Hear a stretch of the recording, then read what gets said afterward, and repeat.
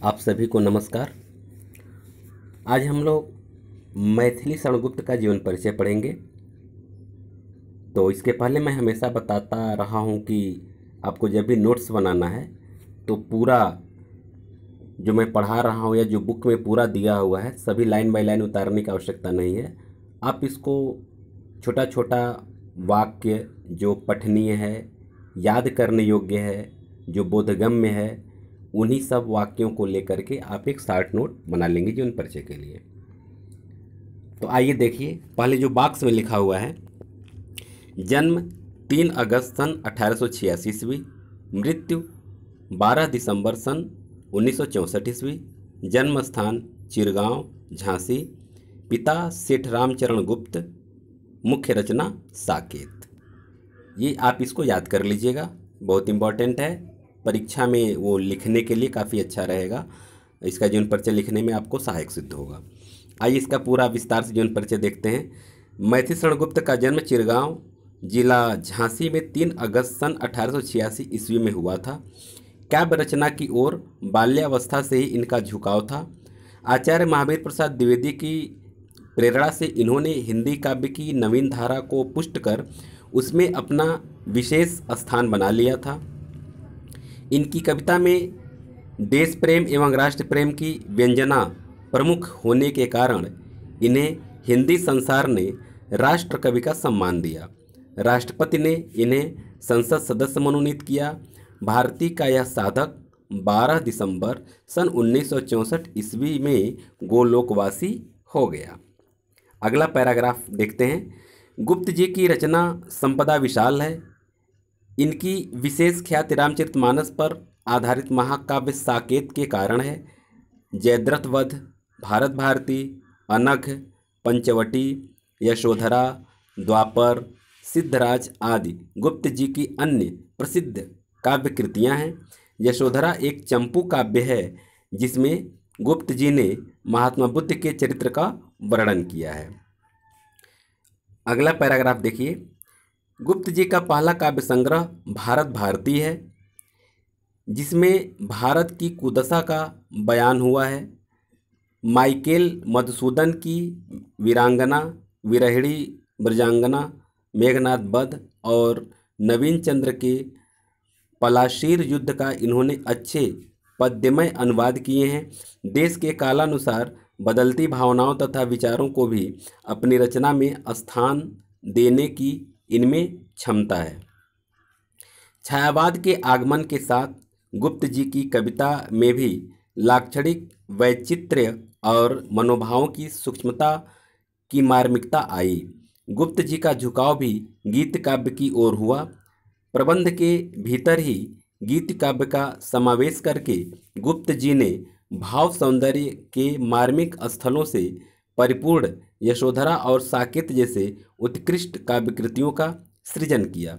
गुप्त जी के काव्य की यह प्रधान विशेषता है कि गीत काव्य के तत्वों को अपनाने के कारण उसमें सरसता आई है, पर प्रबंध की धारा की भी उपेक्षा नहीं हुई। गुप्त जी के कवित्व के विकास के साथ इनकी भाषा का बहुत परिमार्जन हुआ। उसमें धीरे धीरे लाक्षणिकता, संगीत और लय के तत्व प्रधान हो गया। अब यहाँ मैं आपको थोड़ा रोकना चाहता हूँ क्योंकि इसमें जो जीवन परिचय लिखेंगे पहले पैराग्राफ से कुछ वाक्य उठा लेंगे। दूसरे पैराग्राफ में जो इनकी रचनाएं हैं, कुछ रचनाएं जो आप याद कर सकते हैं आप उसको लिख लीजिएगा। तीसरे पैराग्राफ से कुछ छोटा छोटा वाक्य जो आपको लगे कि हाँ ये याद हो सकता है, इन वाक्यों को आप कॉपी में लिख लेंगे, यानी कि नोट्स बना लेंगे। आगे देखिए। राष्ट्र प्रेम गुप्त जी की कविता का मुख्य स्वर है। भारत भारती में प्राचीन भारतीय संस्कृति की प्रेरणा चित्रण हुआ है।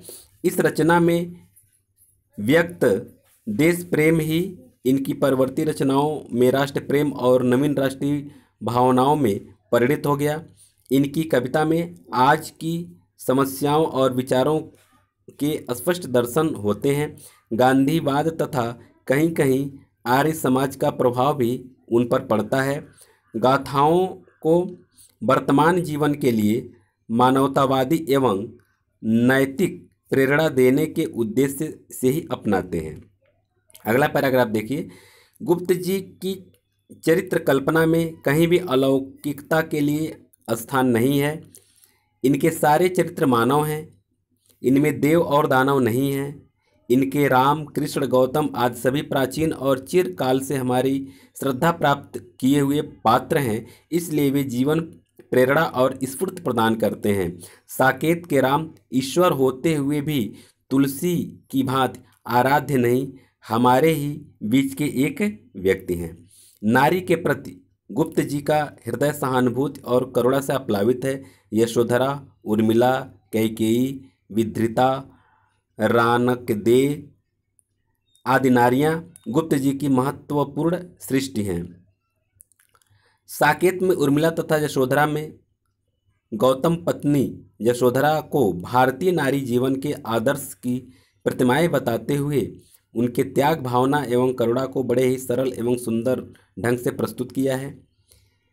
इनकी निम्न दो पंक्तियां हिंदी काव्य की अमर निधि हैं। पंक्ति देखिए, अबला जीवन हाय तुम्हारी यही कहानी, आंचल में है दूध और आंखों में पानी। तो इन पैराग्राफ से भी आप कुछ वाक्यों को ले लीजिएगा। आइए अगले पैराग्राफ की तरफ। गुप्त जी की भाव व्यंजना, ये आपका भाषा शैली से संबंधित है, इसमें से कुछ वाक्य आप लिख लीजिएगा। गुप्त जी की भाव व्यंजना में सर्वत्र ही जीवन के गंभीर अनुभूति के दर्शन होते हैं।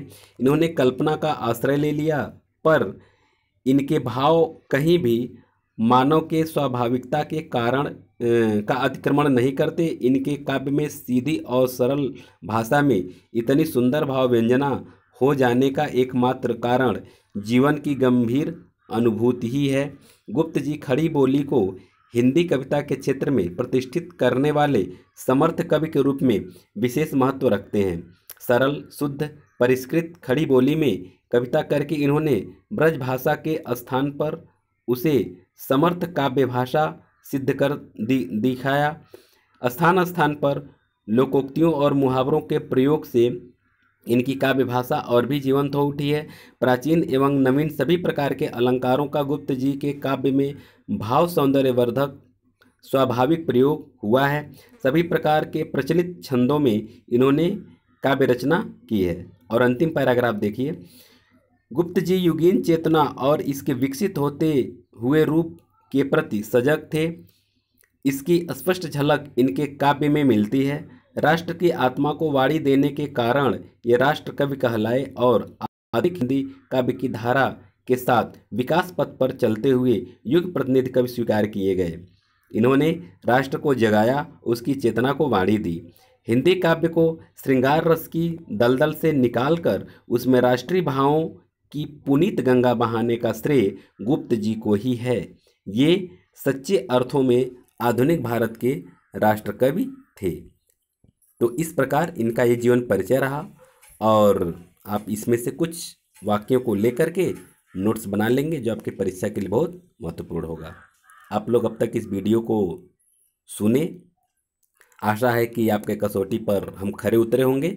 अगर मेरी शैली अच्छी लग रही हो या फिर अगर एक ही प्लेटफार्म से आप सारा वीडियो प्राप्त करना चाहते हो, गद्य, काव्य, संस्कृत, फिर आपका शब्द रूप, धातु रूप, व्याकरण या फिर मातृभूमि के लिए जितना भी टोटल अगर आप सिलेबस पाठ्यक्रम यहाँ से प्राप्त करना चाहते हो तो मेरे इस वीडियो को सब्सक्राइब कर लीजिए और सारा का सारा पाठ्यक्रम यहाँ उपलब्ध है। आप सभी लोगों को बहुत बहुत धन्यवाद।